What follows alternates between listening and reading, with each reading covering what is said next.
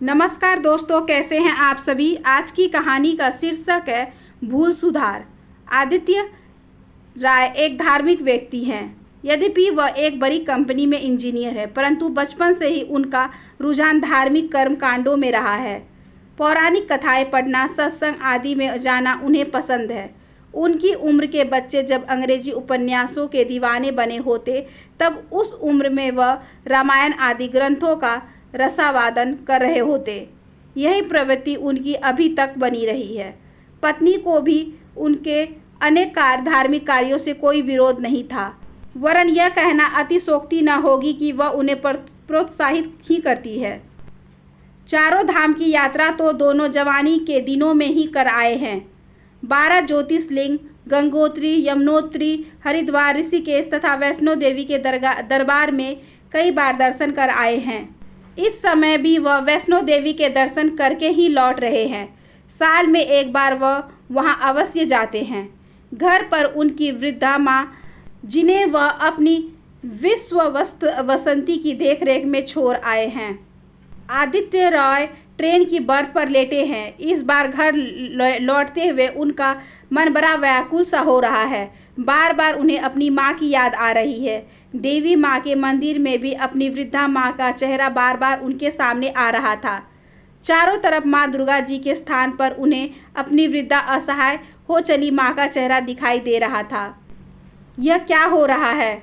वह बार बार अपनी आंखें मलमल कर देखते, पर माँ का चेहरा सामने से हटता ही न था। पत्नी से वह अपने मन की दुविधा नहीं बता पा रहे थे।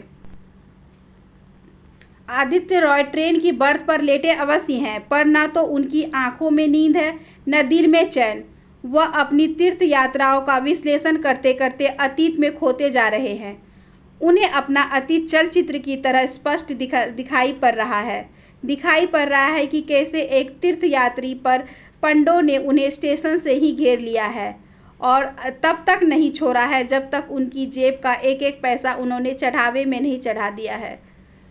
उसके बाद कैसे वह अपनी पत्नी के साथ घर लौटे थे, यह बात याद करके आज भी उनके रोंगटे खड़े हो रहे हैं। इस सब के बाद भी उनका धार्मिक मन उन्हें फिर से एक नई यात्रा पर ले जाता है। वहाँ भी वही लूट खसोट। क्या करे आदित्य राय? क्या अपने द्वारा किए गए सब धर्म कर्म को नकार दे? आज तक वह जो करते रहे, क्या सब गलत था? माँ ठीक तो होंगी। इस बार उनका मन कांप जा रहा था। इसी कारण जम्मू के इलाहाबाद का लंबा सफ़र उन्हें और भी लंबा लग रहा है। आदित्य रॉय की माँ शारदा देवी एक वृद्ध महिला है। अपने इकलौते बेटे आदित्य को वह बचपन से ही आदि कहकर पुकारती है। बचपन से ही वह धार्मिक प्रवृत्ति का है, यह बात उन्हें अच्छी तरह मालूम है। तीर्थों पर जाना उसे प्रिय है, लेकिन कभी कभी उसका यह जुनून उन्हें अखरता है। अच्छे कार्य में मैं बाधक क्यों बनूं? सही विचार उन्हें आदि को कुछ कहने से रोकता रहा है। बसंती की देखरेख से वह संतुष्ट कहाँ हो पाती है। बच्चे लौटने वाले हैं, यही विचार उन्हें आनंदित कर रहा है। बसंती उनके पलंग के पास ही गहरी नींद में सोई है। शारदा देवी की आंखों में से नींद गायब हो चुकी है। अतीत की अनेक यादें उन्हें बार बार झकझोर कर रख रही है। याद आया उन्हें अपना बचपन, जब 10 वर्ष की आयु में उनकी माँ की मित्रदेव पृथ्वी पर परी है। याद आई पिता की दूसरी पत्नी, जिन्होंने पहले ही परिचय में उन्हें अपनी गोद में से धकेल दिया था। याद आए विमाता के अत्याचार जो उन्होंने उस नन्ही सी जान पर किए थे।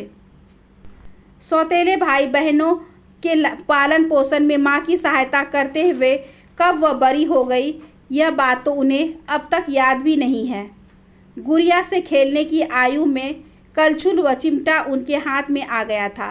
अपनी यूनिफॉर्म के स्थान पर भाई बहनों की यूनिफॉर्म धोना व प्रेस करना उनका नित्य का कार्य था।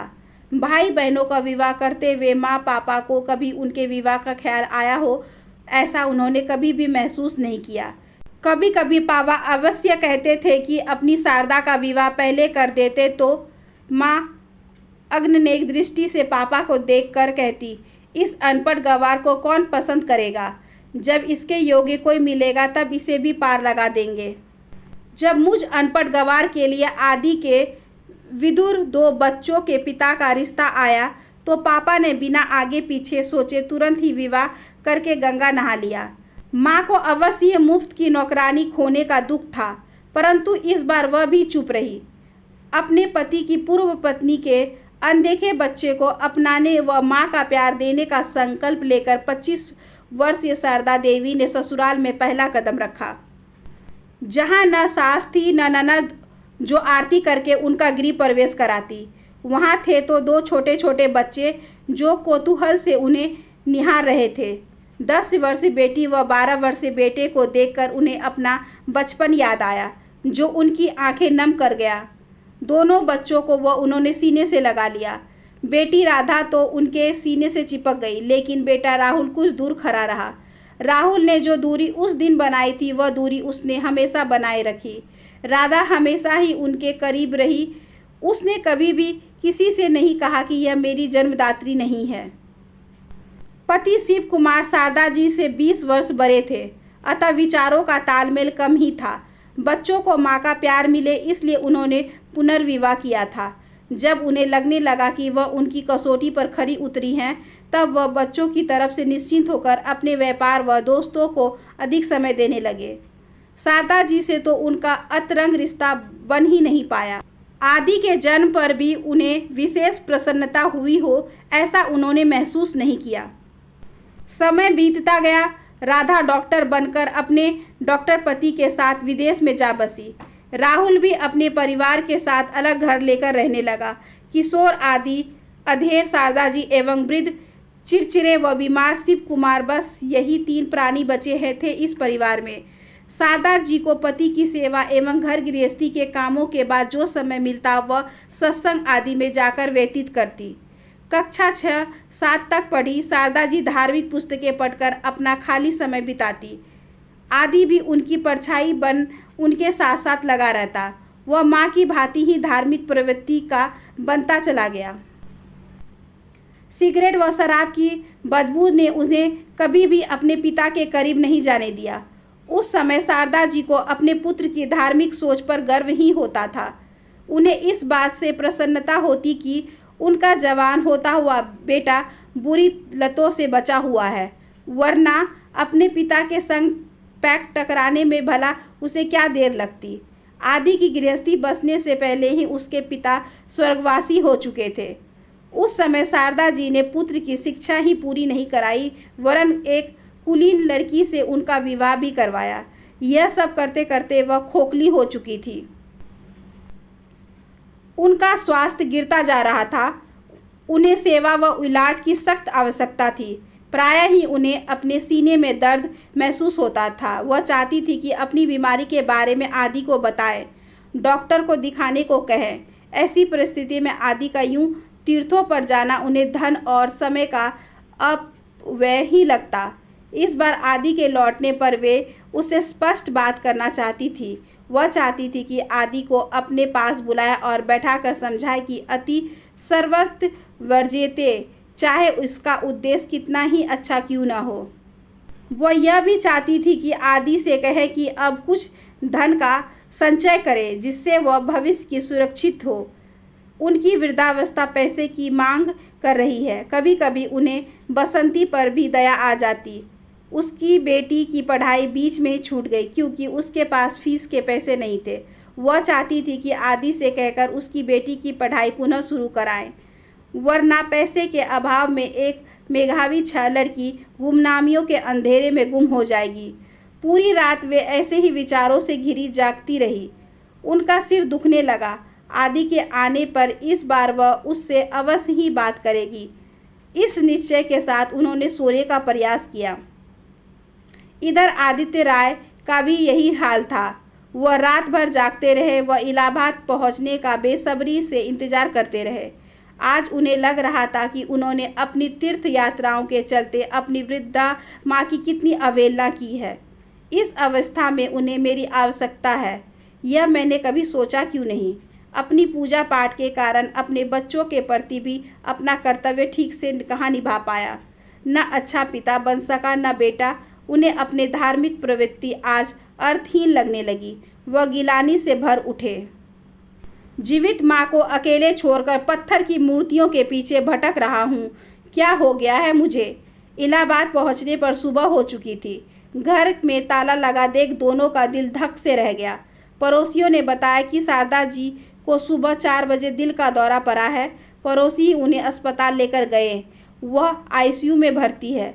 अस्पताल जब आदित्य ने माँ की गंभीर स्थिति देखी तो उनके पैरों तले जमीन खिसक गई। डॉक्टर ने बताया कि अत्यधिक तनाव के कारण दिल का दौरा पड़ा है। कब तक होश आएगा यह भी डॉक्टर नहीं बता पा रहे थे। 3 दिन तक जब तक माँ को होश नहीं आई गई, आदित्य राय माँ के हाथ पकड़े बिना कुछ खाए पिए उनके पलंग के सटे बैठे रहे। पत्नी को उन्होंने घर भेज दिया।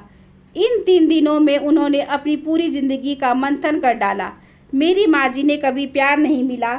जीवन के अंतिम दिनों में मुझसे बस थोड़े से प्यार व भावनात्मक संबल की आवश्यकता थी। वह ही मैं उन्हें नहीं दे पाया। कैसा बेटा हूँ मैं? यही गिलानी बार बार उनकी आंखें नम किए दे रही थी। उन्हें इस बात का अत्यधिक अफसोस था कि वह इतनी सी बात क्यों नहीं समझ पाए कि जिस माँ ने उन्हें जन्म दिया है उनकी सेवा करना क्या किसी तीर्थ से कम है? असली चारों धाम तो माँ के चरणों के नीचे है। वह यह भी कहाँ समझ पाए कि सच्चे मन से जहाँ भी ईश्वर का स्मरण किया जाए वही स्थान तीर्थ यात्रा बन जाता है। अभी तक मैं भटक ही तो रहा था। खाने पीने का विश्लेषण करूं तो मैंने खोया ही अधिक है।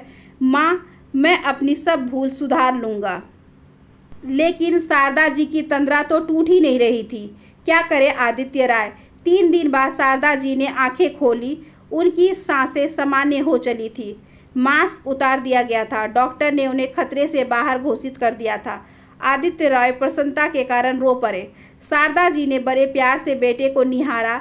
पश्चाताप की आग में जल रहे बेटे के सिर पर उन्होंने ममता का हाथ रख दिया।